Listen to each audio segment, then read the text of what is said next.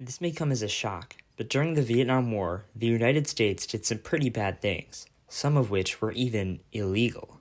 Though certainly less horrific and destructive than Agent Orange and the massacre of civilians, the organization MACV-SOG was still very much in violation of international law, and their activities were not declassified until the 90s.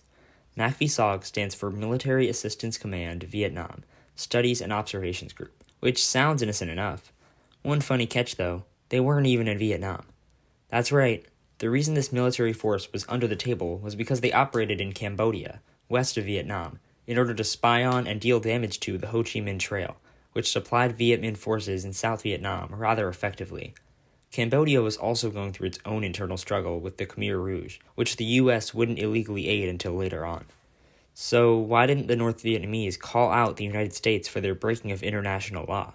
Wouldn't that be a slam-dunk PR win for them? Well, it would be if it didn't also reveal that they were doing the exact same thing. Both sides stayed quiet about the whole thing because it would be impossible to out the enemy without screwing themselves over.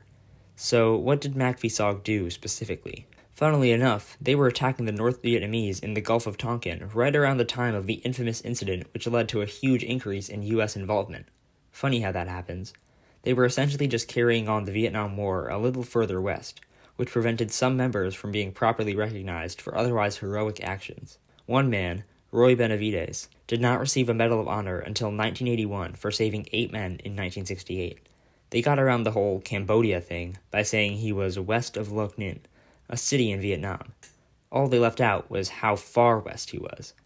Though not exactly an atrocious move by the United States, especially relative to its other actions during the Cold War, MACV-SOG is very representative of Vietnam as a whole, the higher-ups hiding illegal and telling information from the American people and the international community for years on end in an ultimately futile conflict, then taking too long to even give due respect to the men on the ground. At least the dictator they backed in that conflict was assassinated accidentally.